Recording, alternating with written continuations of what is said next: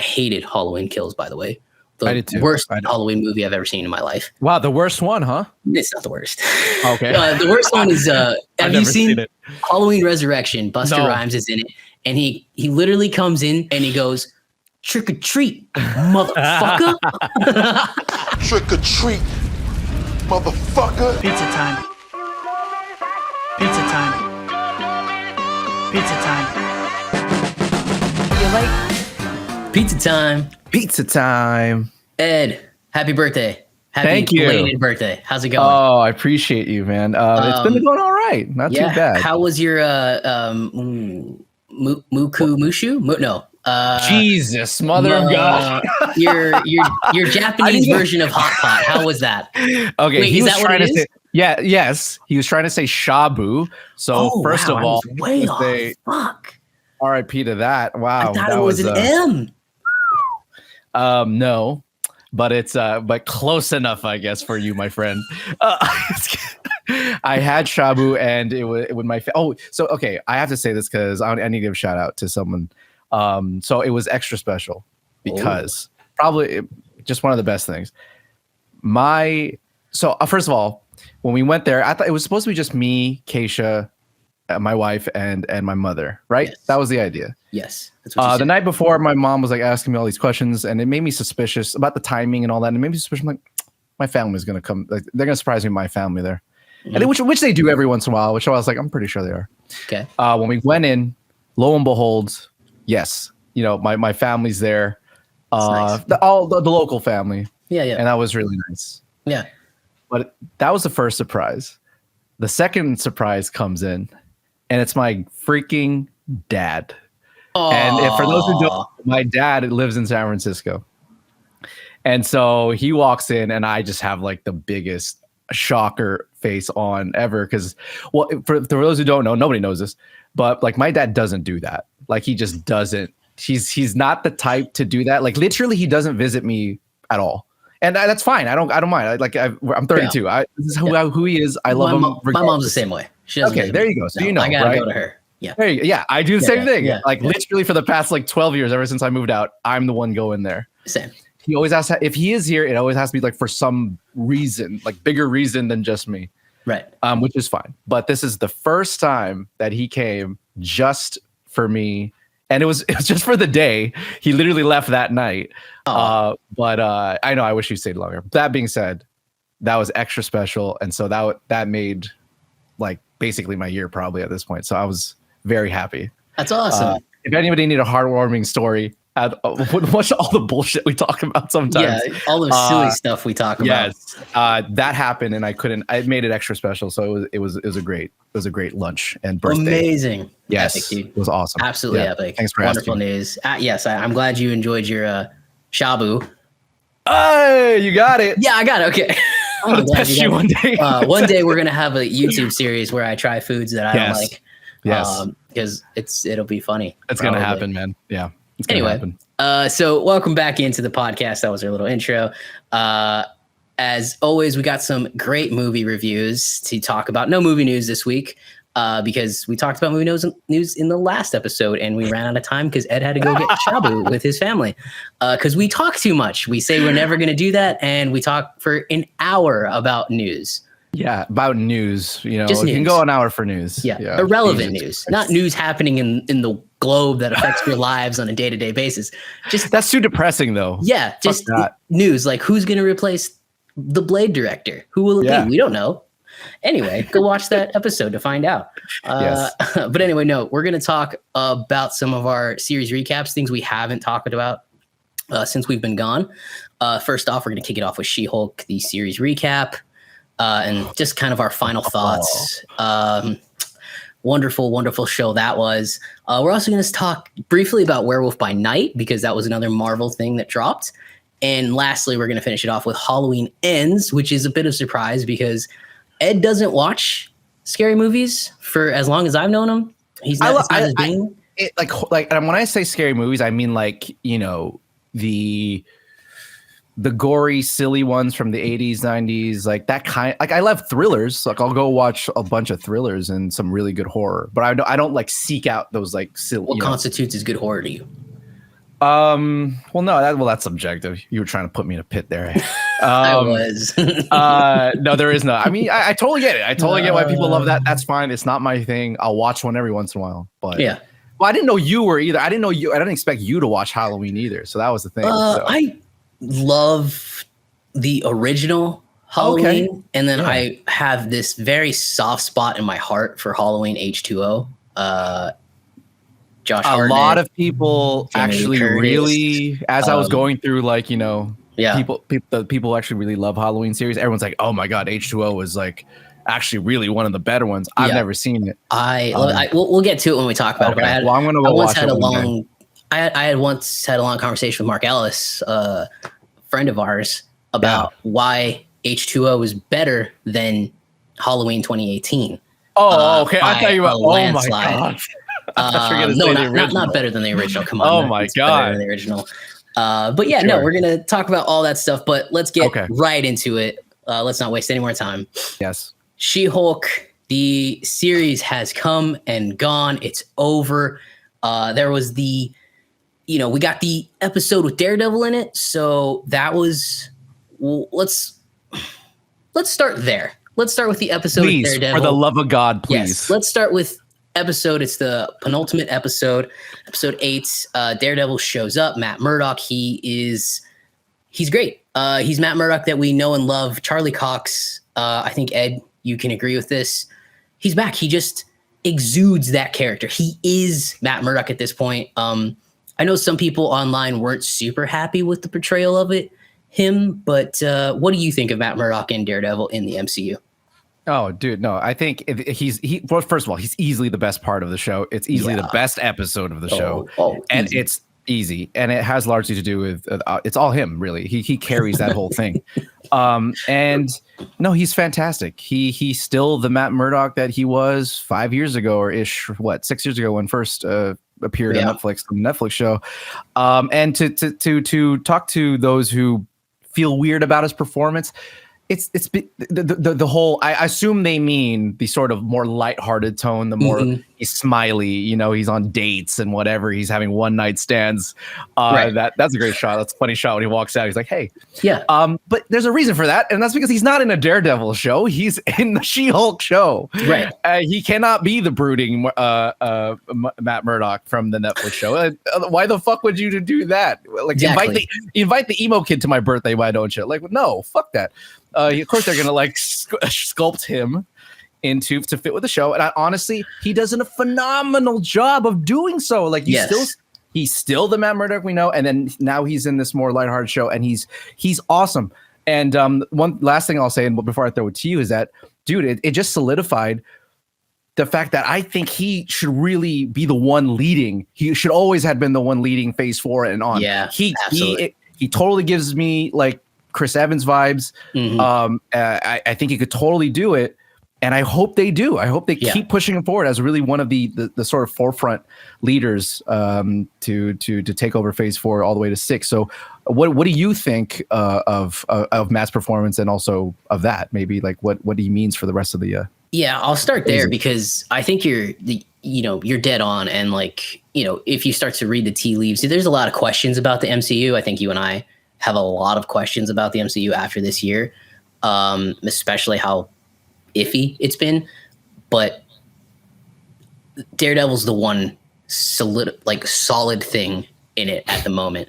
And we know he's going to be a big part of the future. He's already been announced for Echo. He's right? Yeah, I don't know. Been announced for Echo. Sure he has. Yeah. Charlie Cox has already been announced for Spider-Man freshman year, which takes place in a multiverse different of the one we have. It's a cartoon. It's a cartoon. Okay. Yeah, but he's already been announced for that, to voice him. His show is 18 episodes. What? 18 episodes they've already said. That's how confident they are in him. And I do think we'll see him in a movie sooner rather than later, in a post-credit scene or something like that. So yeah, I think you're dead on that he will be somewhat of the new like leaders of the MCU. I don't know where he fits as a leader. My guess is we're building towards a new Civil War, and a more solidified Civil War, because the Sokovia Accords are gone. And I think now we'll have the actual original Civil War storyline where it's about identities and secret identities. And I think Daredevil will be leading one side of that fight. So yeah, I think that I loved his performance. He had this like really, really kind of smooth cockiness. He kind of reminded me a little bit of Tony Stark in that sense, you know, but he was also wise like Chris Evans was when he's, you know, when he's talking to Jen, he says, you know, you can do good as a lawyer, but you can also do good as She-Hulk. That's your responsibility. You know, like that's what you can do if you choose to do the right thing. So like, and I like, it's the only thing in She-Hulk that actually felt like a real relationship, like an actual thing where they only tried to work on this character. Like all the other characters are throwaway characters. Let's be honest. Everyone's a fucking asshole or like kisses Jen's feet because she's so great. That's the characters we got in this show. But he was the only one that they actually said, you know what, we got to build a relationship. We actually have to make a character here so Jen can have some development. And it worked out, you know? He's the only male character that is not demonized he's at all. By far the only. He's the only one. Yeah. And that's what we were scared about was like, okay, how are they going to put the spin on fucking Matt Murdock? Yeah. Thank God they didn't try to even do that. Thank God. And it makes me wonder why they didn't even bother. Like later on, did Kevin was like, okay, you can't. No. Yeah. No. What we gave you the Hulk. Yeah. To give you him. Do not do this to Matt Murdock. It must have been because otherwise I think they would. Yeah, I thought he was great. I think internet people are, you know, we're in this like current state where if you're not angry about it, then that means you liked it. Which it doesn't have to be that way, you know. You can dislike something and not be like raging about it. Of course. So, you know, I think I really liked it. But those are our thoughts. Obviously, we liked Matt Murdock. We could spend another 2 hours talking about him and his new suit and how pivotal he'll be to the MCU going forward. But I thought it was great. Me too. Pretty CGI heavy, but it fits the show. You know, hey, it's gonna be maybe we'll see more street level stuff. You know, just to quickly point on that, the CGI with him like flipping around was like, okay, fine, but it was in character. I thought, I mean, I was like, oh shit, that's Daredevil. He's like flipping around, and I was like, he's that's flipping dope. around. Yeah, he's doing cool flips. Oh, the fight scenes were great. Like him using the stick, like him. I thought those were well shot. I was like, all right, yeah, that's my Daredevil. Cool. Yeah, they didn't fuck that up. Yeah, it's the same character they built, and then they just put him in this show, and like. He's kind of said it'll be a reboot of sorts, Daredevil Born Again. Sure. But remember where he finished at Daredevil season 3? He was finally at his high. And if you pick it up from there in like a pseudo kind of way, this works. This means he's finally okay. Sure. He's finally happy because season 3, he was finally happy. He was ready to take steps forward with Foggy and Karen. Yeah. So yeah, I think. And is Foggy going to be back? I'd really like Foggy to be back. I would love Foggy back. And I love Karen, but like, I mean, him and Foggy are just so great. It was a great relationship. It's a great relationship. And he's a great actor. I forget his name. Sorry, but he's a great actor. I love him. And if it's a little lighter, I don't see why they couldn't bring him back. Hopefully they do. Yeah, I think they will. So let's, you know, put a pin on the good and let's go to the bad. Do we have to? We have to talk about that finale. We have to talk about She-Hulk as a whole. Okay. And, you know, let's start with the finale. What did you think of the finale, the fourth wall, literal breaking through? Like, it's something ripped straight from the comics, you know, going to Marvel Studios, seeing Kevin. What did you think of all that? Okay. First of all, honestly, the idea of it is great.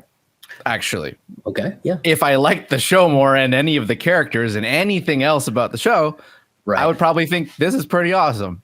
Right.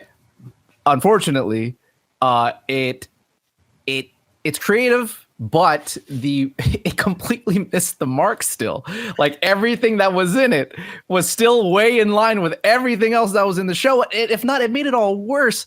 Right. I mean, Jesus Christ, the writers wrote themselves in. Yeah, to they the were literally MCU. there. Yeah. it makes me want to throw up.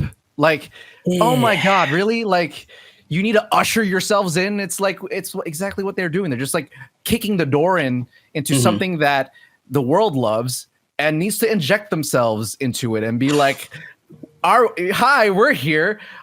You know how we're cool. We're into this and we can make it better. And it's like, shut the fuck. So that was lame. I mean, it just, and then, the Kevin thing again, in and of itself, I thought was pretty funny. I mean, it's you know what I mean? Like it works with the character and like the comics and sort of the overall idea, I think is really great. But I don't know what else to say, man. It's just the fact that we know who the makers of this are, and we know why they're doing it. They're not doing it for us. They're doing it as a method to get, I don't know. You tell me what you think of what you're about to say in a second. But that's how I read it. I couldn't help it. I'm like, so for me, it was like I was starting to read it like, oh, so they think that, are they making fun of Kevin? Like he's not really this great man who actually did amazing thing, like one of the most amazing things in all of entertainment of all time, and they're just kind of poking fun of him being sort of like, well, he doesn't know everything, right? And then blah blah blah. Like, so it's hard not to see it that way, though. I'm sure, of course. They tried. It wasn't really meant to be that hostile, but I can't help it. So what do you think? Well, I am kind of with you because, like, well, look, I think a way to like the finale was the perfect summation of the show in it that it was also half-assed. Oh yeah, for sure, all half-assed. That's like the perfect summary of the show. Half-assed, maybe less than half-assed. Half-assed characters, half-assed plots, half-assed CGI. And then this half-ass, like the whole series, I've hated the fourth wall break. Okay, yeah. I just like none of them worked for you, huh? No, it never worked for me. Yeah. And here we are. She breaks through it. She literally breaks through her own panel in Disney Plus. Walks through, goes to Marvel Studios. They make the joke. You gotta, come down to Jen because She-Hulk's too expensive. But like, there's like jokes in there that should be funny because like, people, like the artsy types of people love to make a joke. Oh, the MCU is just a machine. That's not creative, right? Like that's what artsy people do. Right. You know that. We know those people. Of course. Absolutely. Yeah. So like making Kevin Feige a machine should be hilarious. Right. Exactly. Right. Should be really funny. Like making fun of the writers being too busy should be funny. I thought there was a really tasteless joke in there because they made fun of the VFX and they said, we got to go to do the XVFX. And I'm like, yo, there was articles about like VFX people actually complaining that working conditions are terrible. Right. So we probably shouldn't be joking about that, Marvel. Yeah. That's not in good faith, I guess. Plus it's your studio that they're attacking. Right. Yeah. So like everything that could be interesting was just not developed. And like, agreed. I think that this episode this could have been the finale episode, but make it the full 30 minutes. We get like 3 episodes that mean nothing. They like just 3, huh? Okay, at least they squeezed every drop out of this series that they possibly could for literally nothing. Yeah, and it's a complete waste of time. It's just all half-assed, and they're definitely trying to troll fans because they think they're smarter than us. They think they're the most clever people in the room. And it's like, listen, you're not because, again, did you not watch Thor Love and Thunder? It was bad. Multiverse of Madness I don't think they did. Just for the record, I don't think underwhelming. They did. Like that stuff, like those are real, actual concerns that fans do have, that people who go watch this stuff do have. And like, regardless of like, obviously critics that give cupcake reviews, they don't help anything. So, it was written by people who think they're like the most clever people in the room. Like we're all been around people like that, right? Where of course, like, oh, this person thinks he's the smartest person in the room or she's the smartest person in the room. And they're clearly not. And that was my biggest problem with it. Because it was just like, all of this is just half baked. It's like, this could be funny, but it was weird. That's how I want to say it. It was weird, right? Like, 100%. No, are you? If you've seen the YouTube videos, you know that there's a lot of people who it was feel just the same weird, way. Dude. I don't get why they chose to do it this way. Because just fell flat. I don't know. Yeah, No, it was a weird thing. Yes to everything you said. It's more than I get. For me, I'm not afraid to say it. Like, they had an agenda. What can I say? They had an agenda, and it wasn't to tell a superhero story, which is what we're there for. God damn it. Okay. At the end of the day, you want to say something, fine. Cleverly weave it into the narrative. Why don't you? And not just make a bunch of episodes that don't tie to each other whatsoever. What's the story? Like, tell me what. Please, for the love of God, tell me what the story of She-Hulk is. Right. There is none. Right. Which made it all more so ironic and deflating, right? Because she goes to those writers and like, it's not really working for me. But it's like, what's not working for you? Todd's gonna get a piece of your blood and be a thing, and then Hulk's gonna come back. And like, everything was just like not thought through at all. Like, they had a destination, but they didn't have a path to do it. Like, they didn't have a map to get there. The irony is that they were trying to make a commentary of like, oh, how every Marvel show ends the same, or TV or a movie ends the same way.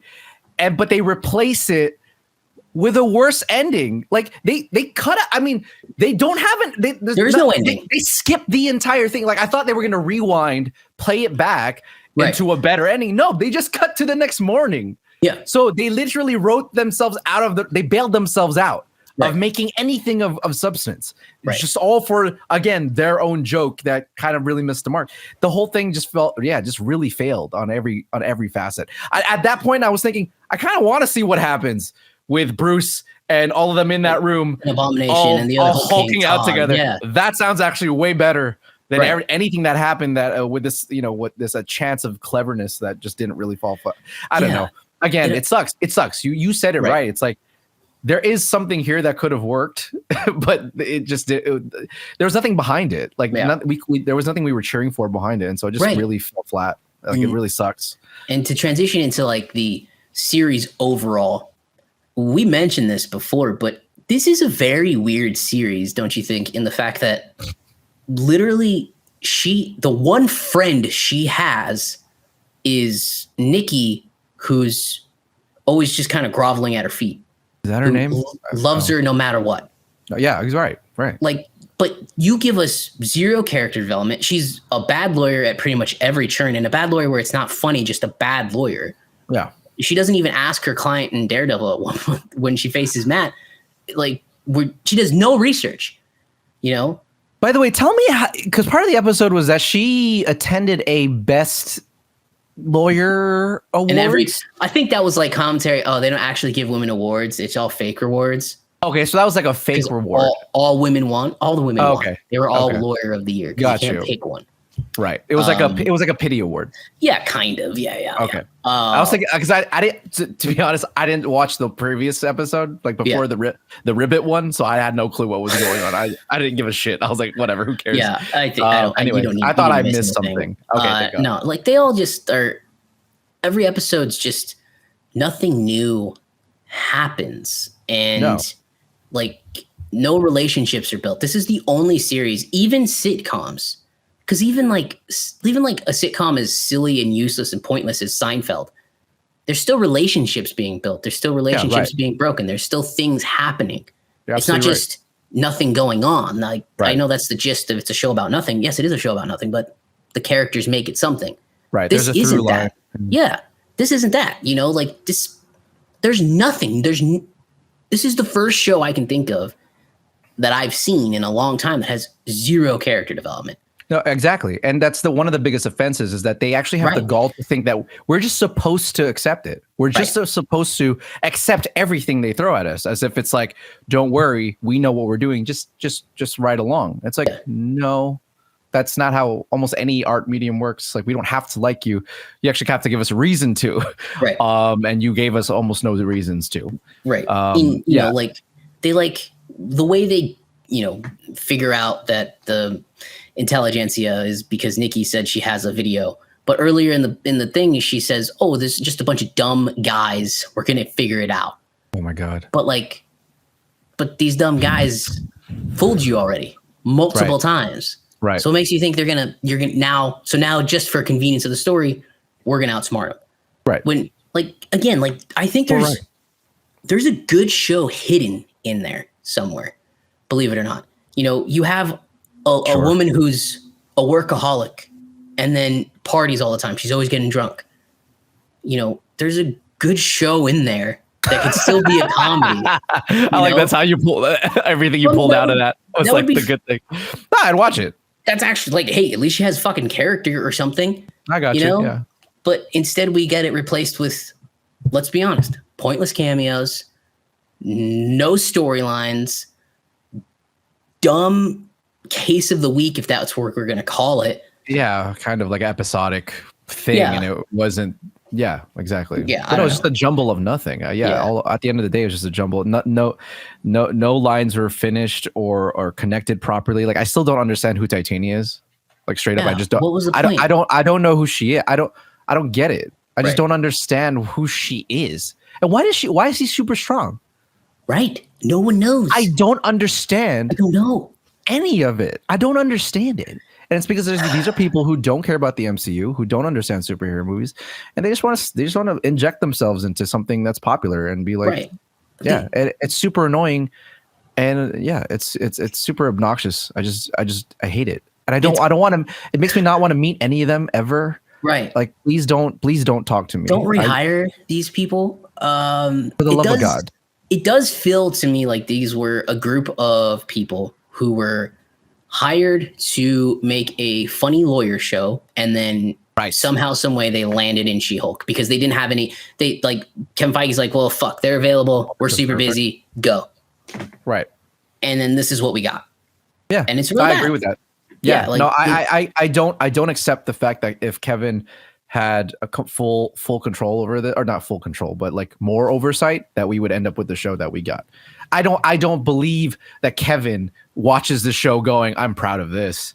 Yeah, You know, there's no fucking way in hell I believe that Kevin Feige looks at, and he won't say it, and that's fine. He's the face of MCU or the Marvel, and of course he can't say that shit. But I'll say it for you because I like you, and you deserve more, Kevin. Look, Please do better. Please find people to do better stuff. I'd that's all I can rather say. watch Miss Marvel than this. At least Sure. there's a story. At least there's a character. Right. At least she has a relationship with somebody, you know, or a few people. At least she has charisma. I mean, I like Tatiana Maslany a lot, but you know, she's incredibly one note in this, you know, and I just don't understand what would happen. And like, if I can make this point really quick, you know, they have this, of course, it's a legion of men who hate it, right? They're trying to get the She-Hulk, right? Of course, it's just this legion of men. And of course, Fucking like neo-Nazi misogynist group. right. You know, they're a bunch of incels essentially, right? Sure, this exists. Yeah. Okay. Yeah. And like, sure, there's a lot of hate group, but like when the outrage people on that side are so loud, they grab all the headlines, and this is the result because they think that, oh, everyone's happy with it. When friends I've talked to, like, they're like, I'm off Marvel every time now. Like, there's obviously stuff I can skip, and now I'm clearly going to start skipping stuff. Yeah. And like, this show is the results of that. Like, so you do have to fix it. You do have to start to get better.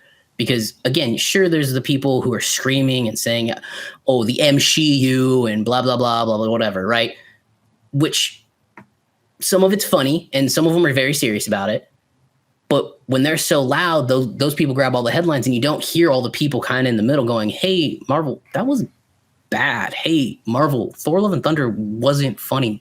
Hey, Marvel, the CGI in Doctor Strange was fucking terrible. Like, what's going on? The CGI in Moon Knight. Do you remember the Moon Knight chase where he's getting chased with the donut? He's in that really, sweet. It's probably the worst CGI I've ever seen in almost any of the shows. Right. Easy. Like, it's all getting bad, and it's all starting to, you know, people are like, hey, this isn't what it should be from a Marvel product. Yeah. You know, you've set the standard high, Marvel, and you do have a standard to meet. And look, I'm gonna say it right now, Black Adam comes out next week, and at this moment in time, DC has been 100 times better than you guys this year, and it's not even close. I agree with that. Yeah, I totally agree with that. Yeah. Yeah. So yeah, that's my like last point. Like, I get it. The outrage is so loud that you don't get to hear the people in the middle that are getting tired of it, but you got to start to listen a little bit closer. Here's the thing. If we're talking about Kevin, like, I don't think we keep talking about Kevin because he is the president. He's the patriarch. He gets the blame. He gets the credit. He gets the blame, right? He gets the blame, right? But I want to make it very clear. I don't really blame Kevin for anything that's happening. Yeah. He's just doing what all CEOs and presidents are having to deal with in this day and age, which is politics and the whiny babies who just want their way. And because if you don't, they can tear you down. I mean, it's a humongous. It's all a part of it. This is nothing. I mean, this whole thing is nothing new. They're trying to insert themselves into modern culture and get their point across. And unfortunately, companies, if they want to stay solvent and not have to deal with this bullshit, will have to somehow, be in that river as well. And I think, and it's not just Marvel at this point; it's also Disney at the same time. They represent Disney, so it's this whole thing.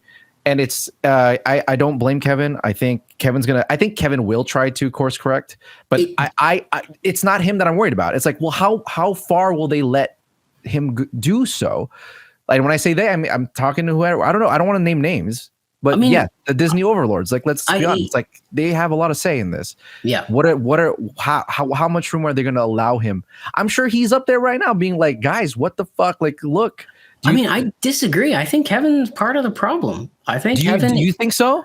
I do. I think Kevin Feige's part of the problem. What do you mean? You actually think that he knows? You think that he's willingly doing this? Like, he's experimenting with this too? One of the articles said the machine at the end of She-Hulk was Kevin's idea.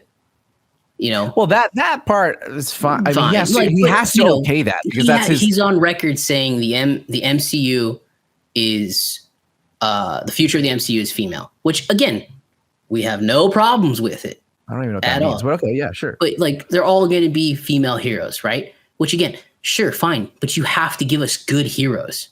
Like, the audience isn't just going to love a female because she's a female. That's not how it works. That's not. Right. And again, I don't know if it's Kevin making the calls, but I think it's Kevin giving the final say on stuff. And, like, if you're giving the final say on stuff, like, bad shows like this get through.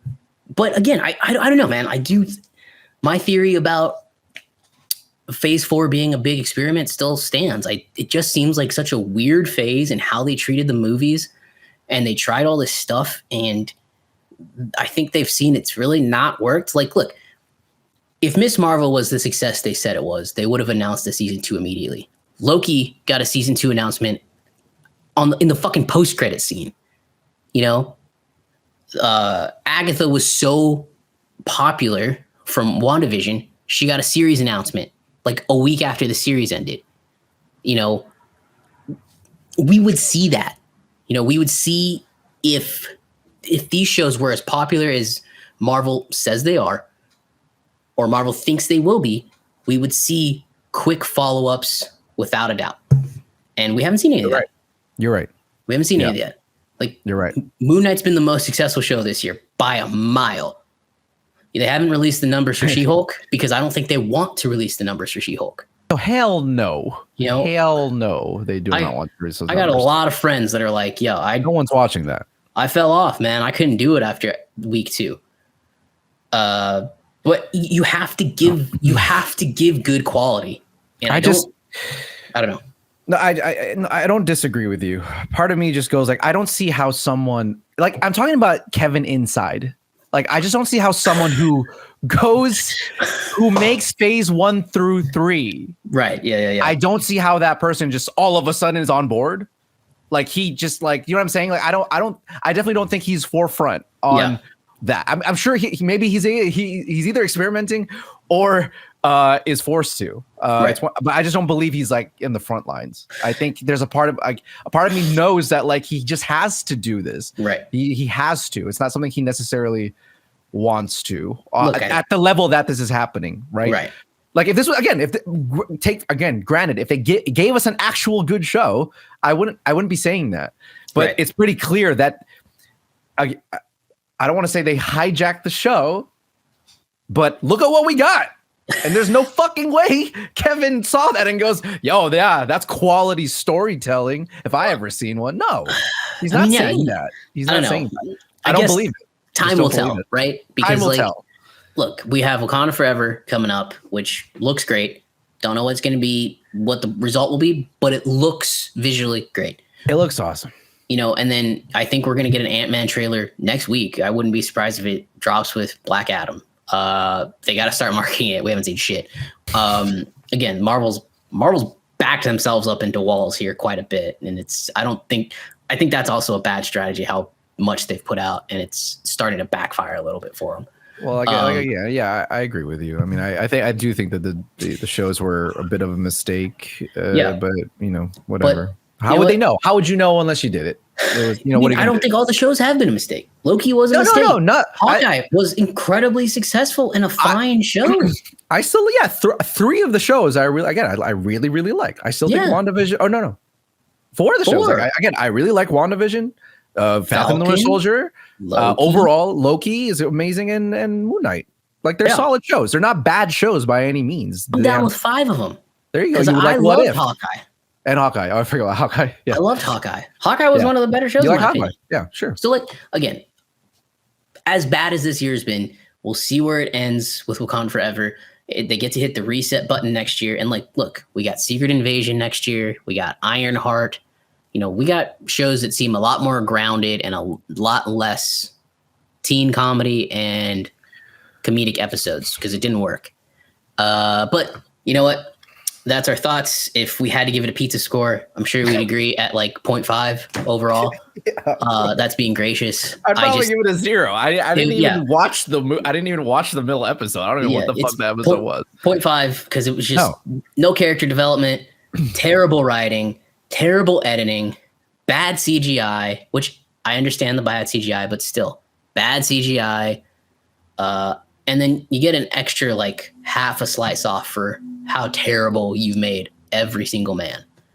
Not all men are that bad. I get men are assholes. There are men that are assholes. Some are. But, and that's another point. I forgot that because I wanted to go a little bit further into that whole intelligentsia. By the way, that's a coffee company in LA, so it's really weird that they chose that. That whole thing, the whole there's a cult of men just wanting She-Hulk and just I guess all women to just drown and die. I mean, get the fuck out. I'm sorry, but it's just not. That's not real life. It goes to show just the little bubble that these writers really do live in. That's what I'm saying. They lived in and they lived all their life in fucking LA and higher end stuff where they don't go somewhere lower end where people don't have money. Right. Men aren't like that. Right. They wouldn't have the balls to be so high about themselves when you realize most men are not like that. It's so painfully, it just shows where their mindset is. It really, I feel sorry for them. I really do. It's just guys, come on, dude. I saw you as writers more in this show than I saw any of your characters or anything you put on screen. All I could see was you guys just dumping all your trials and tribulations. That's First World, by the way. Point. Yeah. Jesus Christ. Again, that was the point I was trying to make. It says that everybody is that outrage community gets all the headlines that's all everyone sees. So these writers who don't pay attention to the MCU, I am 100% sold that none of these writers gave a shit about the MCU before jumping on the show. They don't care about it, right? No. They don't know. They probably never even read a She-Hulk comic, which I haven't read a She-Hulk comic, but I'm not a fucking writer of the show. Dude, they just think that superheroes exist in the MCU, right? How many heroes were just thrown at our face as if they've been people just accept them? The guy just fell out of a window onto a car, and everyone's just he's fine, cool. I was like, what the fuck is that? What? Who is this guy? Who is this person? Yeah, they went into the vault and they were like, oh, this guy, yeah. But and people when they don't know anything about the MCU and they don't watch it. They see those headlines and think, oh man, see, all these people hate women and they hate that their MCU has women heroes. When in fact, and I've talked to other people about this, it's not just us. My friends who are very, have been very way easier than I have on the MCU are yo, this is getting silly. And one of my friends was saying, yo, it feels like they are forcing these women heroes, but he's like, I'm not trying to sound mean or anything. If you don't give us a reason to like the heroes, then why should we like them? And I'm like, well, that's not mean at all. That's exactly the truth. That's the mode of storytelling in general. Right. That's exactly. That's why people are upset with the MCU. But from one MCU project, 0.5 will be sweet. We'll give She-Hulk 0.5 slices. Good job. We hope. I hope we see Tatiana Maslany again. Oh, we forgot to mention Scar and his terrible hairline. They're here. Whatever. Look, World War Hulk is coming. I don't know why that was like. Yo, Scar. Go look up Scar in the comics and then tell me what the hell that guy was, because Scar in the comics is a fucking badass, dude. Yeah, I mean, he like kind of like wallows right behind his father, like a kid who just got beat. Yeah, in the back of his car. What am I doing here? He looks like a dumb teenager. So like, oh great, that's gonna in be this great. fucking like fast and furious Toretto setting out in dinner. Family. Like, what the fuck is happening? Yeah, it was weird. This is how they introduced that, really? Okay. Yeah. So, but World War Hulk is happening. Get excited, I guess. I don't know if you should be excited, but get excited. But anyway, from one MCU project to the very first MCU special presentation. Werewolf by Night. It dropped October 7th. It's a 53-minute short and sweet Halloween tribute to the films of yesteryear, the Frankensteins, the 30s, 40s, 50s horror movies that were silent and great. And, some still say some of the best horror movies you've ever seen. And Ed, I fucking loved it. I loved it. It was so good. It gave me hope back in. We haven't talked about it because obviously I was in Italy and Ed was dealing with stuff, and like I loved it and I wanted to text you, but I was like, I should wait. But dude, I loved it. The style was so cool. Man-Thing was fucking dope. The music was insane. I loved the little horns, but it's like, hey, it's Michael Giacchino. Giacchino directed it. He's a composer. He's composed a lot of the stuff from your childhood. The best things you've ever heard. Yeah. Yes. It was amazing. It was amazing. I was just like, hey, Marvel, you don't need to do 8-episode series if you can give us this. And again, it wasn't like, here's an origin story. Here's the story of Jake. Is it Jake? I believe. Yeah, Jake. Jack Russell. Jack Russell. Here's the story of Jack Russell. Here's the story of Elsa Bloodstone. No, we don't need any of that, man. We don't need any of that. Just give us fun. Hey, there's a werewolf hunt. Or sorry, it's not there's a monster hunt. Kill the monster, you get the Bloodstone. Oh, by the way, this guy's a werewolf, and he's friends with Man-Thing, and he's just trying to break him out, and he's a little sweetheart. And it was great. The animatronics were fun. I really enjoyed it. I don't know what it means for the future of the MCU, but you know what? I think that's part of the reason what made it great. I don't care what it means because it was 50 minutes of my life. I'm going to watch it again. And it was just all well choreographed. When the scene that stuck out to me the most, Ed, and then I'll let you go, was the transformation scene. Yeah. When he turns into the werewolf, that was all done in camera. So the strobe lights going in the back, and he has this amazing transformation scene where you see him going, and like once you read about the background of it, you had stand-ins coming in and out doing different motions, and then he was the werewolf. And then he's like out of the cage and he's hanging on I think it was like a vampire's head or something. Dude, it was great. Monsters are now in the MCU. Guess what? They've been in the MCU forever. Right. And I loved it. What did you think of it? No, I couldn't agree with you more, man. I mean, it's exactly what we've been wanting. Like and the best part of it is, even more so than most of the MC stuff we've been getting, it has nothing to do with anything that has come before. Right. I was almost this close to thinking, is the Bloodstone going to be revealed to be one of the fucking Infinity Gems again or some shit? No, it's just a Bloodstone, and it's just its own bullshit. Whatever, it doesn't matter. I was like, thank God. Yeah. No one mentioned any tie to Moon Knight or whatever, and it doesn't matter. And it's just a great story with phenomenal filmmaking. Of course. I mean, come on. Like you said, my favorite moment is the transformation scene. I think that was great. That slow pushing with great performance form. I forget. I don't know. Is it Laura Donnelly? I think she's great. Yeah, Laura Donnelly. Yeah. But the shot where it kind of lingers where they're trying to find him, and it lingers for a second, and you realize he's on top of the thing. Oh, it's so good. I freaked out. I was like, oh my god, that's so cool. Yeah. Like I thought that was phenomenal. That's great. Yeah. So the filmmaking behind it, I thought was so inspired and just a love letter to that age. The performances were phenomenal. Again, I love Laura Donnelly. Again, the casting is like one of the things I'm always excited about, just to see what people are capable of. I mean, Gael Garcia Bernal he's a veteran. He's fantastic. Right now. He's always amazing. But Laura Donnelly is just great. I really loved the mother-in-law.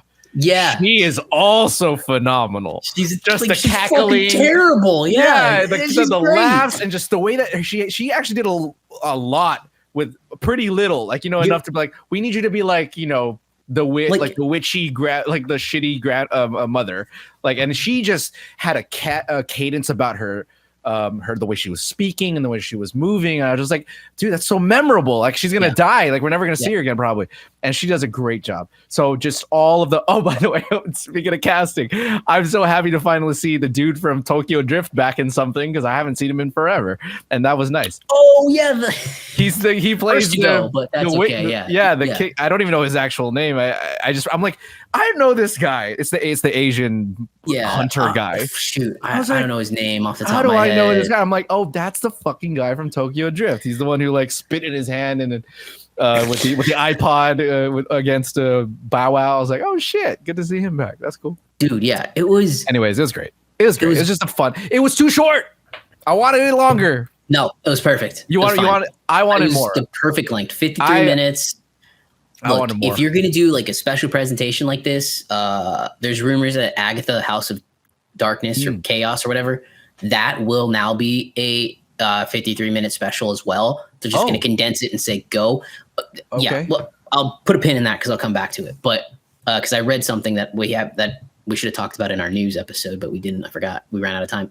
We're talking now if you want. Yeah, but yeah. So for me, I love that you mentioned the mother-in-law, because I was going to say she might be the best Phase 4 villain we've gotten so far.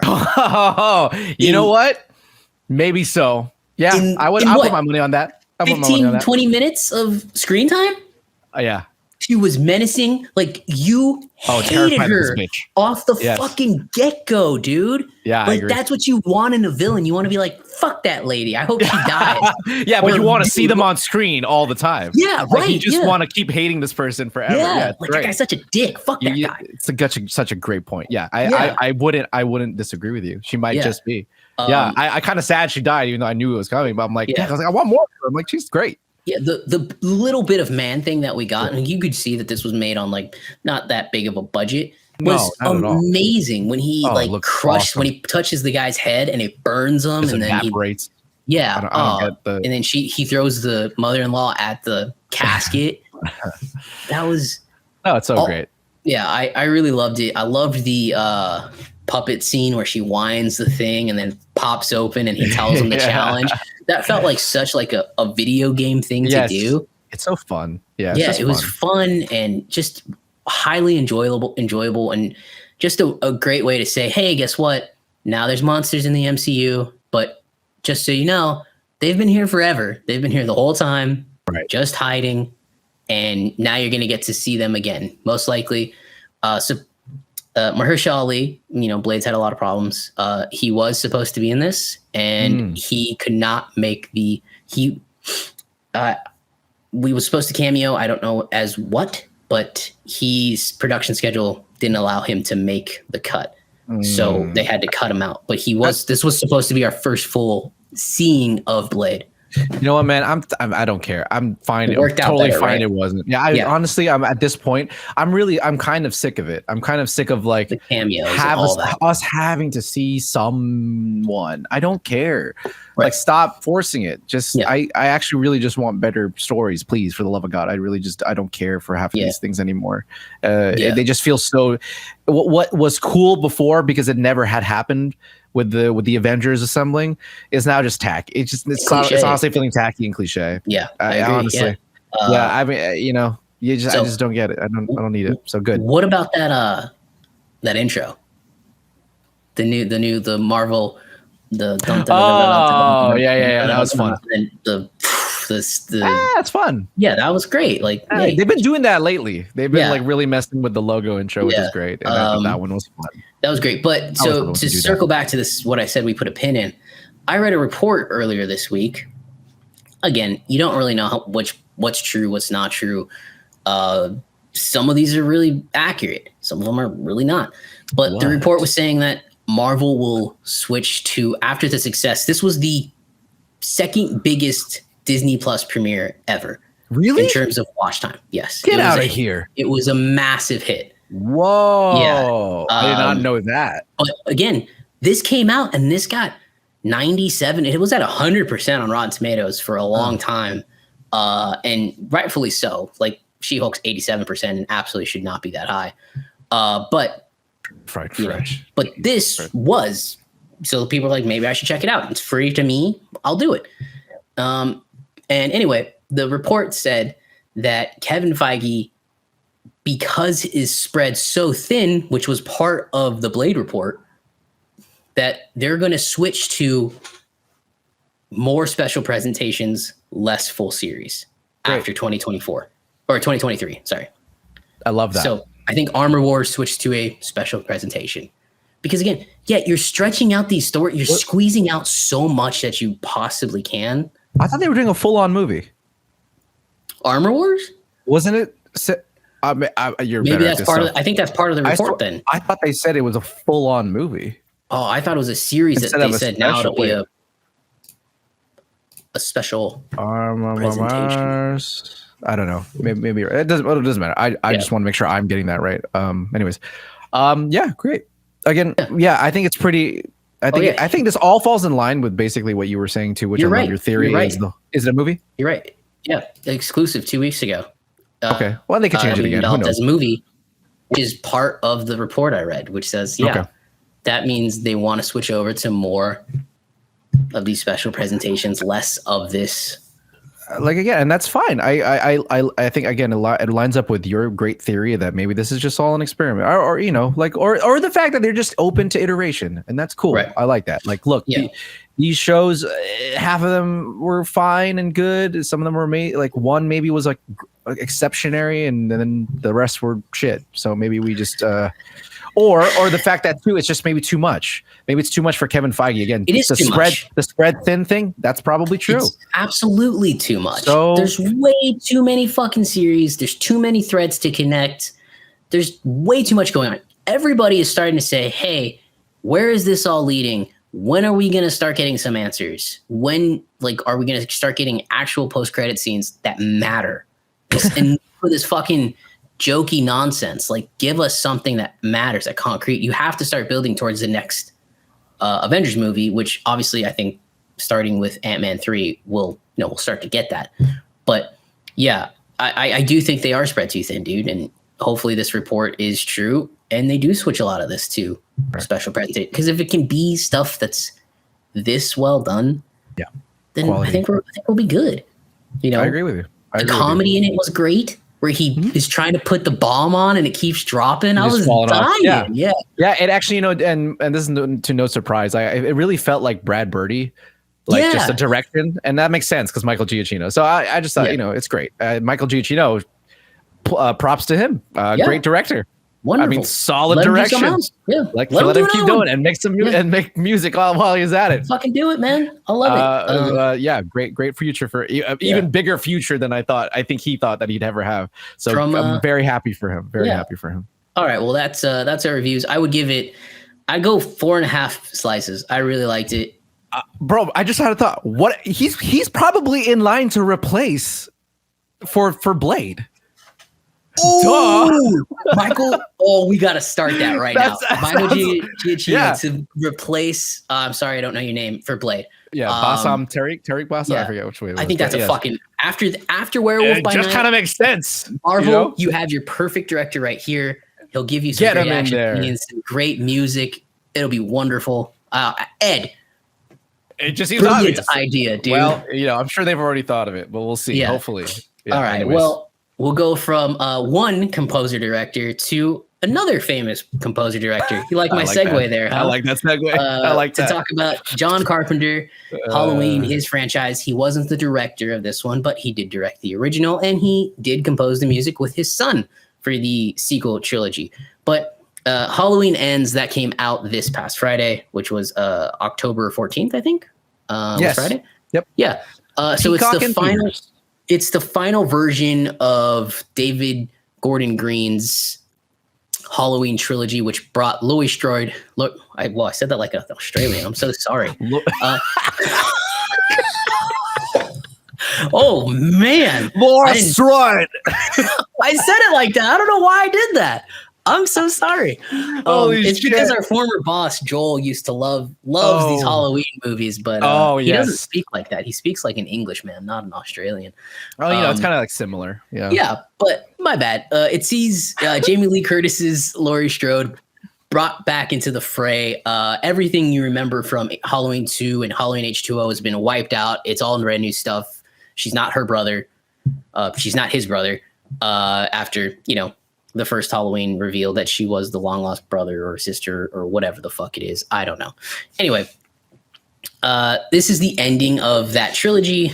And I think this sequel trilogy has been or reboot trilogy, reboology, I don't know what you want to call it, has been hit or miss, I think, for a lot of fans. But Ed saw it this weekend or earlier this week. I saw it on Friday when it came out. And yeah, we have some thoughts about it. To give a overview of it exactly, I don't know, Ed, if you want to take it, you might be able to give a better overview of it. But essentially this takes place 4 years after the events that happened in Halloween Kills, which sees Michael kill Laurie's daughter at the very end, which was actually a very shocking ending.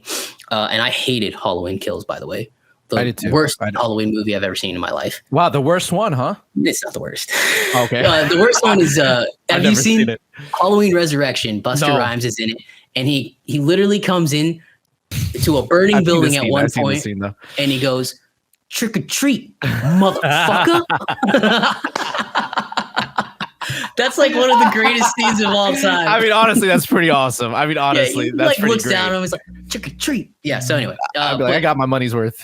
It picks up 4 years after the death, and Ed, take it away. Go ahead and give us a tiny little recap of it, if you will. Okay, so you're better at it than I am. First of all, I'll just ramble. Sorry. Okay, so first of all, as I'm going to go through this, it's going to be pretty clear the elephant in the room, and that's this is a movie that no one whose narrative I don't think anyone expected, especially Halloween fans. But here we go. So the basic, I think so, but we'll get into that in a second. Yeah, I got opinions. Yeah, me too. Okay, let's go. So the overview of the movie is basically this: the main character of the story is someone who hasn't even really been in the last two movies, and that's Corey, who is this teenager, maybe early adult who got into some flack in an accidental murder that he caused with this little kid early on. He was acquitted of charges. He was found not guilty. However, that's not the way that the town sees it. And so, as someone who is an adolescent and still trying to live his life, the whole town is against him and is bullied. That horrible shit that happens to young kids like that. And so basically the entire movie is about how he is affected by this and starts to succumb to the evil and starts murdering people in the vein of Michael Myers. Michael appears later on in the sewers, and sort of they become it's a protege kind of thing. And pair, a very odd pairing kind of thing. But he takes up the mantle in a sense, but Michael's also using him to get back into the fray because he's been out for 4 years and I guess needs killing to feel strong again, whatever. But that's really the main story, right? Then Laurie's in it and trying to help her daughter who falls in love with Corey.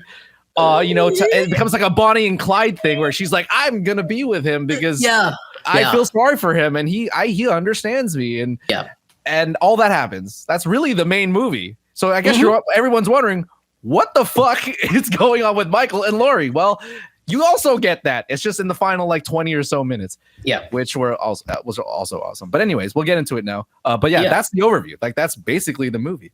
And so I want to start off with that though, really quick, because I think that's what people are gonna be talking about. I want to ask you about it. This is not the movie that was either marketed or I don't think anyone is expecting. Right? Oh, yeah. Is that accurate to say? Yeah, I think that's completely accurate. I think that's why people are so angry about the film. Sure. In terms of like people I've talked to and people like, yo, you literally pulled a fast one on everybody. You really did.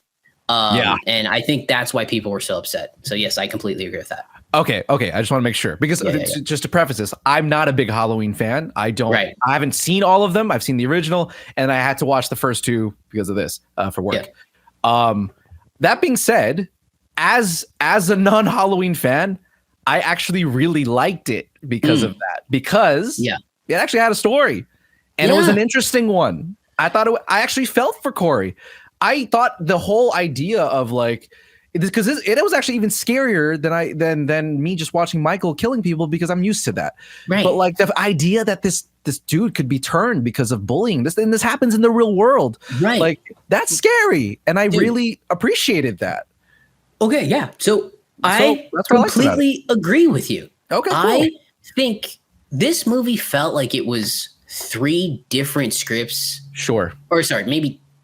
Okay, wait. Three different scripts kind of put into one, and they were like, "Hey, we got to end it with a big Michael versus Laurie thing."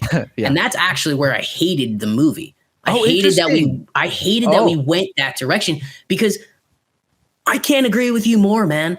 There is something so interesting about the fact that one thing you didn't mention in your recap is that Haddonfield is a fucked up place now. Oh, yes. It's 4 years after Michael had terrorized the town. And like, he's like living up to this boogeyman mantra, you know? And like, he's haunting this town. And this town is just full of broken fucking people. And Corey, like you said, who's getting bullied, pushed to the point where he churns. Yeah. Like, that's so much better of a movie. And then they go into the sewers and we see Michael Myers and he's a protege. And I was like, no, just make him a new Michael Myers. Just look, you're finally giving Michael Myers a face and a reason behind why he is the way he is. You know, Michael Myers doesn't have to be actually Michael Myers. He can just be the thing. He can just be the boogeyman. And I loved the idea. It started out so great, dude. And it derailed it as soon as he was in the sewers and it hits him. And I was like, or he has him in that chokehold. I was like, I was really hoping they didn't have Michael Myers in this film at all, that he was completely gone. Okay, so I don't disagree with you, right? Like, of course, as a film lover, I'm like, fuck all that shit. This is great. Give me more of this stuff. This is wonderful. But it was so good. But I get it, right? We get it, right? You have to bring back Michael Myers, and you have to wrap up the Laurie Strode story. You have to do that. And if you just like make a very clean cut from the final 15 minutes with everything else separately, I was pretty happy with both endings, right? Right. Yeah. I would have been fine with the fight at the end was fine. Yeah. It was great. If it was, if it was that 15 minutes of Michael just terrorizing, I would have wanted 15 minutes or like that full hour and a half runtime, whatever it was of that, But because they started it the way they started it, I know that's where it lost me. Because I was so invested in Corey. I was like, this is so like this is a fucking horror movie, and it's riveting. It's this like be riveting. It borderline goes into like art housey like horror, and I was like, I really appreciate that. I'm like, this is great. Like it's like again, I cannot get over the brilliance of how trauma shapes a town, how trauma and bullying can shape a person. It is such a brilliant like metaphor and great way to put forward a story. And like you would get to see this person. I would have loved to see Corey live at the end. Spoiler alert, he doesn't. I would have loved to see him live at the end and like continue on as Michael Myers.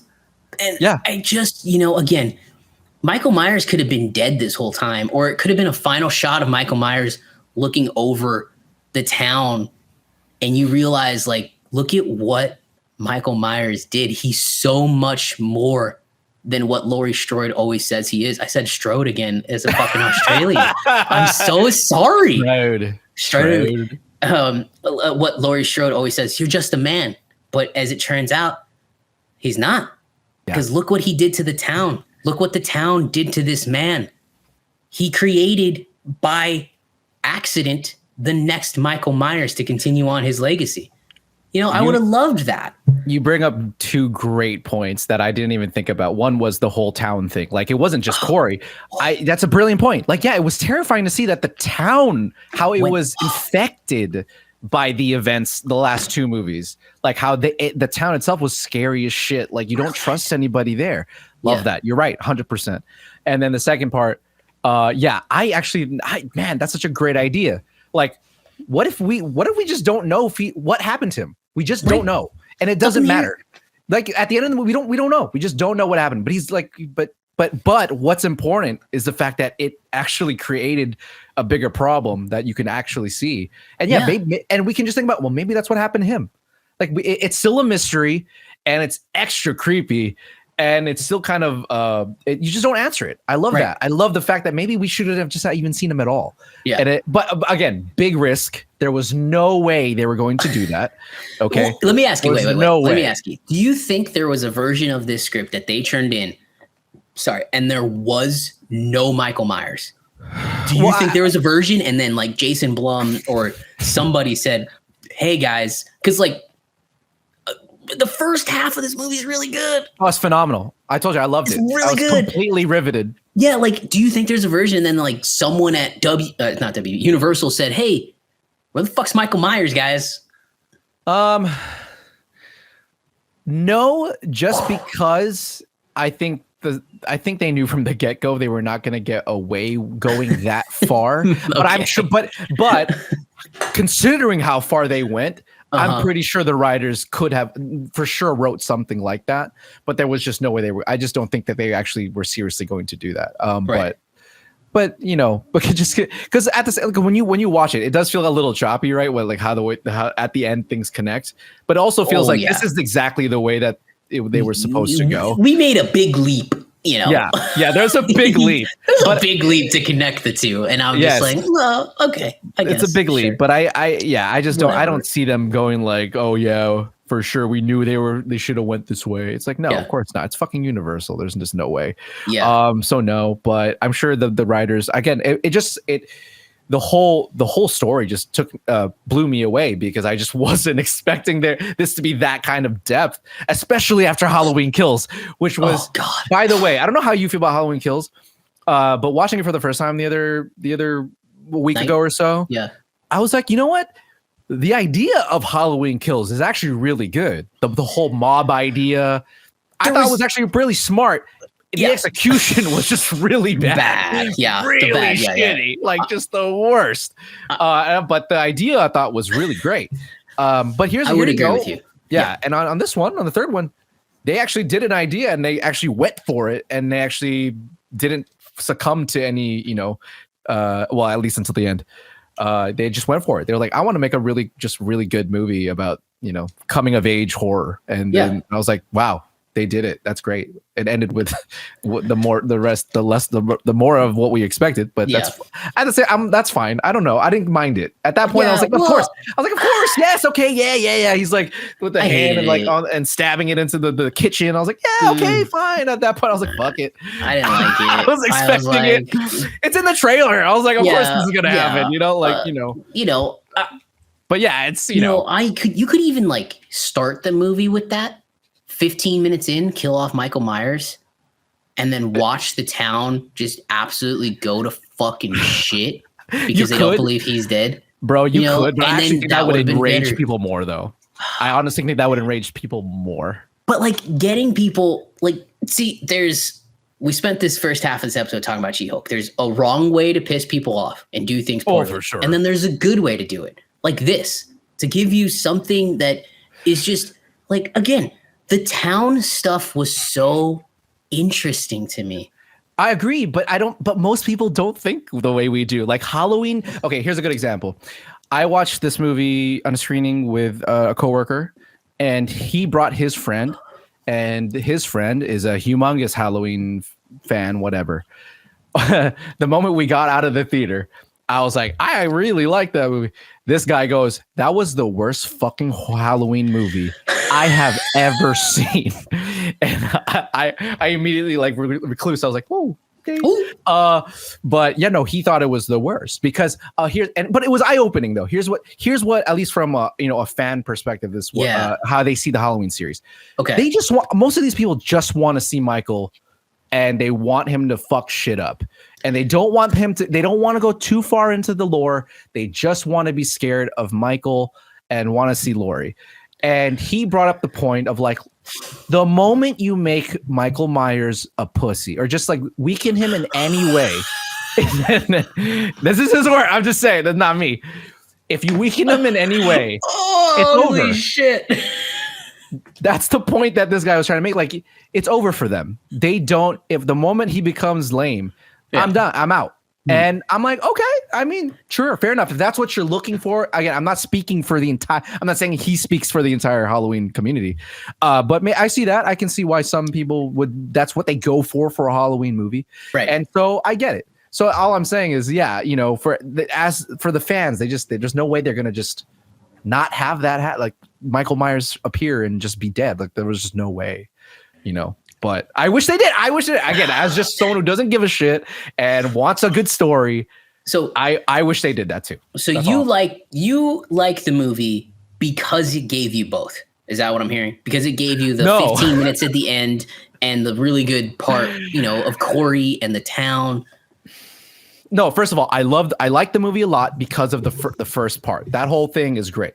I really do. So how did the last 15 minutes not like ruin it for you? How did it how did you have a different reaction than I had? I knew it was coming because I knew it was coming. Like I just knew it. Again, I saw the trailer, so I Well, I mean, so did I, but it was going to happen. Part of me was thinking they pulled like a full Paranormal Activity 2. Do you remember Paranormal Activity 2? Oh yeah, of course. Yeah. They marketed that movie. Oh, and none of the fucking scenes from that marketing campaign were in the movie.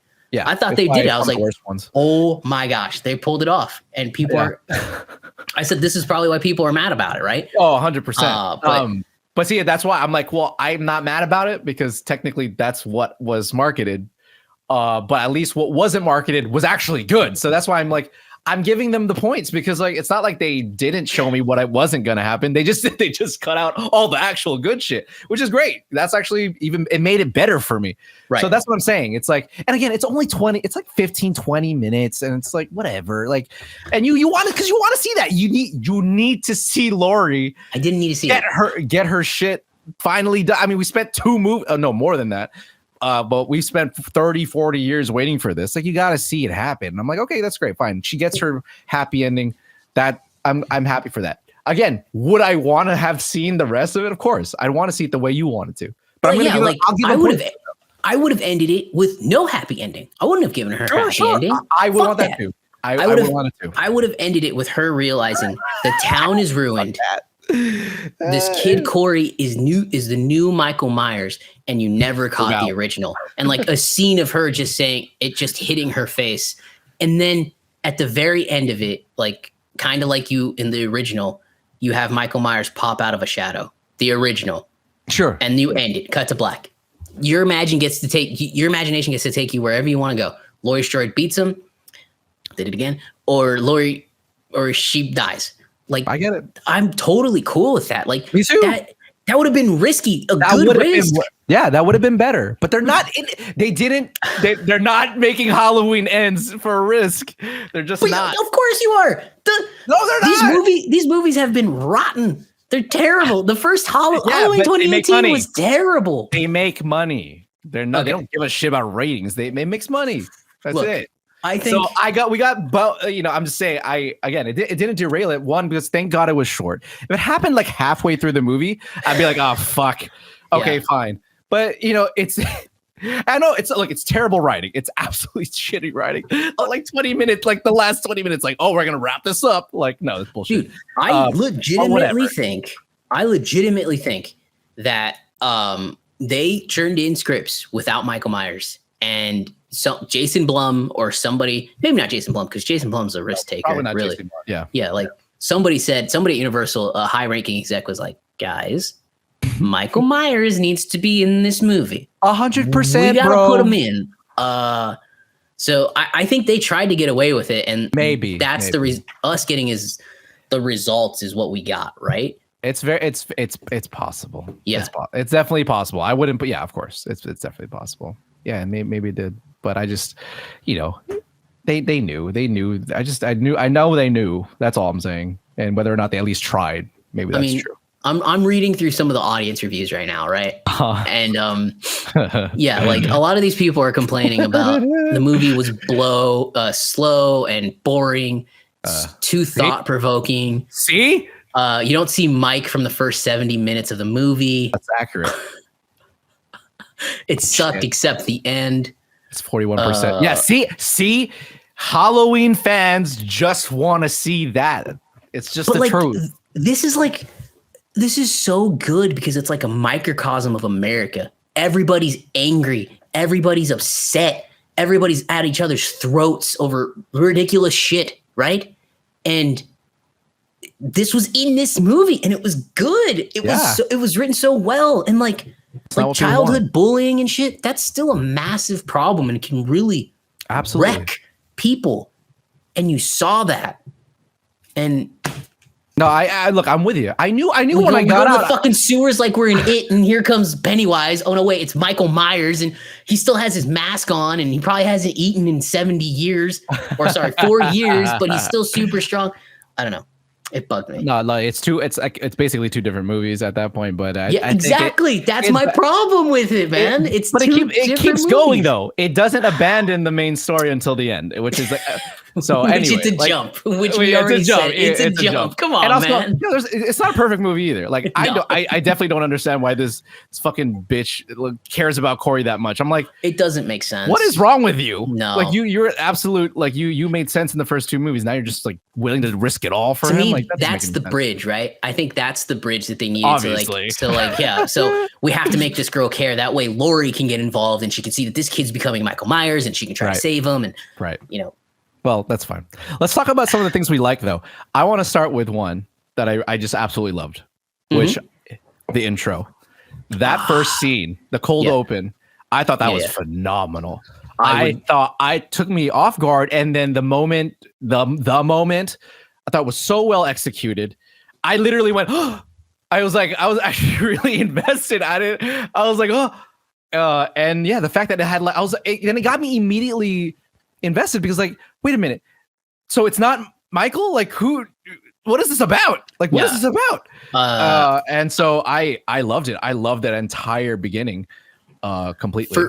For me, I completely agree. I that was my favorite scene because I was it's great. It pulled the rug out under me. I was like, oh wait, what?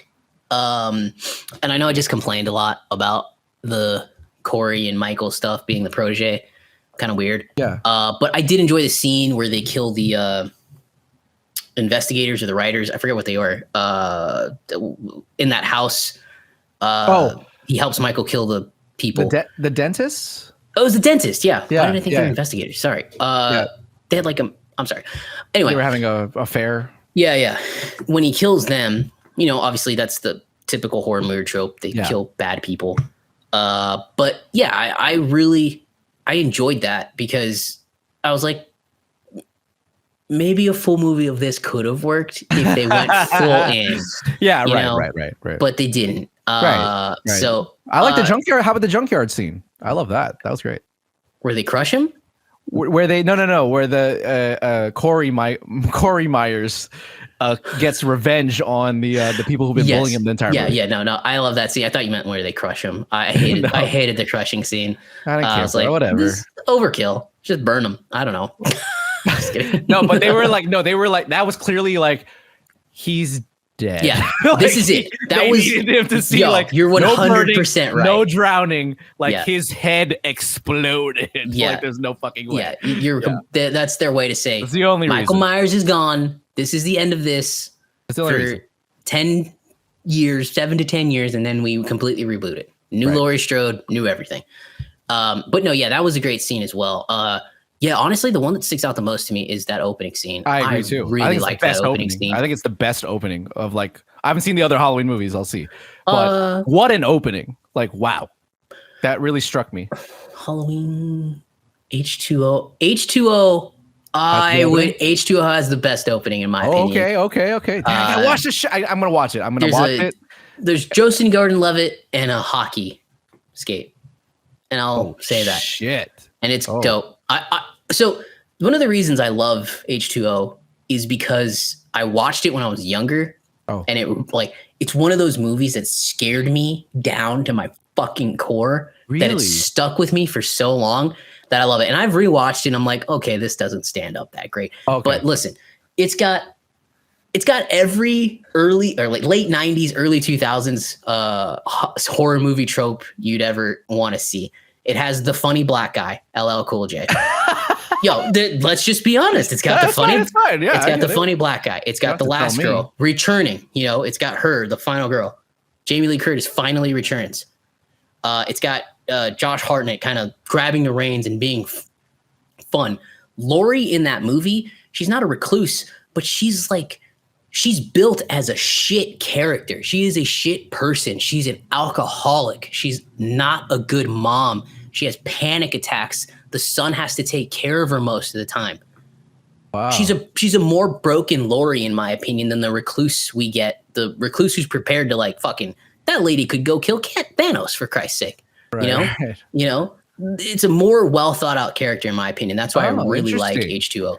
Oh, see, I didn't even know that. So they've already kind of gone the more dire, the sour route with her already. Okay, but this one's more like I'm going to take control though of my situation and. Yeah, that's exactly it. This one's more I'm going to take control. This other one's like I'm going to go. H2O is like I'm going to go hide. Oh, fuck. And try to get away from Haddonfield as far as I can. Well, which is technically the smarter move, right? The fact that Laurie stays and makes a fucking house of her own on the same town where she knows Michael is gonna want to come back is the stupidest fucking thing I've ever heard. But it's weird, right? No, it's dumb. It's fucking retarded, is what it is. Sorry, can't say the R word anymore, but I needed to. As much as I liked, let me rephrase it. As much as I disliked the whole, falling in love stuff, Corey and Laurie's granddaughter, the Bonnie and Clyde story. I do think that it's kind of nice, like a good little toxic romance scene that they have together. I think the scene itself and the scenes they share together, like when they're on the motorcycle and stuff, they kind of work. I like the idea. I think it just could have been executed a little better. But no, the idea is great. I think it was necessary. What were some of your other scenes that you liked? That's the one where they're just at that club. Again, it's more outhousey, but it made me feel so uneasy because you expect something so bad to happen, right? And it just it really did a good job of just really disorienting you and just wondering where it's going to go and how this is going to end, right? And then it ends up with the whole the bullies are back, and then knocks them. It's just that one last thing. And again, they had that really great scene in between where it builds on their characters together, where he leaves and she's all mad about it, but you again it does a great job of really giving us a characterization for characters. Again, not perfect, but it's there. It's something that's never in the other ones. And so I love all that. It's really great. Honestly, I just really the whole beginning part of them, all the stuff in the beginning of the movie is great. It's just all really good. Jamie Lee versus Michael at the end is a fine scene as well. It's fine. Yeah, it's fine. It's a good fight scene. I don't know how they pull that stuff off, but it does look like she's fighting for her life. She's struggling. Like she's not overpowering this guy, which it shouldn't be. Right? No. It's not like a Batgirl situation where she's throwing the guy around, even though he's 200 more pounds than she is. But it does work very well. So what did you like? Did you like that the moment right before that Corey's demise where he's like, no one can have her? Yes, kills himself, and then she walks through the door. I was like, okay, that's actually really smart, but they don't go for it. They don't continue it. I wish they did. Yeah. Because I was like, holy shit, like what the fuck's Laurie supposed to do now? And then whatever. But yeah, I thought that was great. I liked it, and then nothing ever happened. Nothing ever came of it, which was like, damn, I wish something came of that. But I thought it was smart. It was great. I was like, oh shit. I agree. I loved that part. And then like Laurie kind of had that like moment where she kind of like subverts back to like the final girl where she's like scared. Almost. Yes. Oh yeah. You know, that was all really good, you know? Yeah. So yeah, I liked it. There were scenes that were so good. I just wish they followed through. Yeah, I agree with you on it. That's my thing, you know. But I'm not taking points away. That's all I'm saying. See, that's where we're differing. Yeah, I know. Yeah, you are. You're like, because I'm taking points away because like I'm sick and tired of it. Halloween's been the same thing for I don't know. Yeah, 50 years. When did the first one come out? 78. Yeah, 78, something like that. Yeah. Yeah. So like 78, 68, 78. No, 78. Pretty sure 78. Yeah. Maybe 88. Oh no, 78. You're right. Yep. I was right. Oh shit. 78. You know, Halloween been the same for 50 years, man. And like this was their chance. There was Season of the Witch, which is a very strange movie, which is not well. It's just a very weird movie. Basically, I think he's like part of a cult. I don't know. Anyway, wait, Season of the Witch is that the one where it's like it has nothing to do with Michael, right? Correct. Yes. And it's like Halloween masks, right? So shit. Yeah, like a kid puts a pumpkin on his head, and the pumpkin like squashes his head. Oh shit! Yeah, it was pretty legit, pretty intense. I've never seen that. Okay. Yeah. Okay. But good. Well, no, keep going. Keep going first. Yeah, but that one had nothing to do with Michael Myers. This, which is why it didn't work. This was here's a town.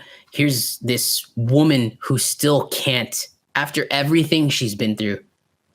Now Michael's got her daughter, and now Michael's gone. And look what's happening to her hometown. Look what's happening to this kid. Look what's happening to her daughter or granddaughter. It's brilliant. It's brilliant. And then they didn't go through with it. No. Corey's dead. The daughter's forgives her, and she's gonna crush Michael's skull in a crusher. I don't know. It's just I really wish they followed through. But I do too. I get why they didn't. Yeah. And it's the thing is like I would watch it again because it was at least the beginning part did enough. It did more than anything. It was better than it had any right to be at that point. Oh yeah, you know? I would completely agree, dude. I at least I'm gonna give it the points at the end. So that's all I'm gonna say. But I like our story better for sure. Yeah, I wish they did. It's such a wasted opportunity because I think such a better. But end. Like as your coworker and his friends said at the end of it, I think we're in the minority on this, man. Oh, I mean, look at the freaking score, man. It's 41%, and then 50%, 57% audience score. Jesus. And audience score, yeah. Audiences are typically pretty easy. I know, but see, this is a classic example of they just didn't get what they wanted. Instead, they just didn't get what they wanted. See, with Halloween Kills, but technically Halloween Kills though actually has is actually more rotten. It should be more rotten. It's still that bad. Yeah, I agree. Yeah. But it's one of those things where I thought people would get, well, it's not that far off though. 39, 41. Okay. But it's, I really thought because this one does kind of violate in the sense that you're not getting what you expect at all. Like, so I really thought, I know we said half the movie. I'm pretty sure it's like 70 minutes of no Michael. I don't remember exactly. Time, oh no, it's a really long time. Yeah, I think it's within the first hour. I think it's somewhere around the hour mark. Maybe, but I don't remember exactly. But it's a while. It's a while. Yeah, it's enough to go. Where the fuck is Michael Myers? It's that long. But like I think to like answer the complaints that we hear a lot, right? That is the movie didn't focus on Michael. What about Michael Myers to this point in the 50-year history makes him interesting? Literally, there's nothing that makes him interesting as a character. No, but people don't want that. I agree with you, but nobody cares. I care. I do. That's why I don't watch them, because I want to care, and I don't. But most people don't care. Honestly, it's super surprising. One of the questions that the friend asked me too was like, were you scared at all in this movie? I was like, yeah. I was like, I actually was. Insinuating that like, well, he gets scared when it's Michael on screen and he's unstoppable. That's when he finds him scary. And I'm like, I don't either. Only because I've seen that so many. Like, why do you still get something from that? We know why that's expected. So, but people just go to get that. They really do. They really do. I don't know, man. That's just the truth of it. Gosh, I wish. No, man. Look at the fucking score. It's right there. It's right fucking there. Look at that shit. You're right. Yeah. I just wish they had the goal to go through with it. Me too. I mean, to see it through, to be like, yo, this is what we're gonna give you. If you don't like it, too bad. Well, where would you? Okay, so you've seen the Halloween movies, though. So where would you rank this in terms of what the best Halloween movies? Is it okay? So best? We're going my personal record. Sure. So top 3 would be Halloween, H2O, Halloween 2. Okay. The original Halloween 2, not the Rob Zombie Halloween 2. That was a weird fucking movie. And then this one. Okay. Because that's pretty high. But it is high, but like we're talking about a pretty bad track record of movies. There's a Paul Rudd Halloween that's really fucking bad. I've seen semblances of that. Yeah, that's Halloween 5, I think. And then there's Halloween 4, which is also really bad. Halloween Resurrection, Trick or Treat, motherfucker. Like, that's funny, but like it's not good. No. Like they like literally do a Road Rules, or what's the word?